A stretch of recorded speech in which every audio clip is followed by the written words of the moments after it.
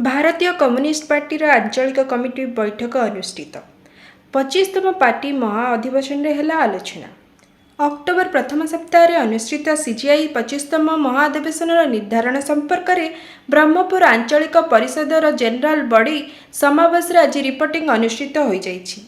एही समावेश रे सीपीआई गंजाम जिला संपादक श्रीहर्ष रथ, वरिष्ठ नेता प्रशांत पाटजोशी, राज्य संपादक मंडली सदस्य प्रकाश पात्र, प्रवीण दास, रमेश चंद्र पाढ़ी, प्रदीप सेठी, जोनाल संपादक कामदेव नाहक प्रमुख जोग देइथिले। कालीकिंकर पात्रଙ୍କ अध्यक्षतार अनुष्ठित यह समावेश पूर्वर पार्क साहिर स्थित सीपीआई जिला कार्यालय सम्मुख में पूर्वाह्न वरिष्ठ कम्युनिटी नेता प्रकाश पात्र लाल पताका उत्तोलन करथिले।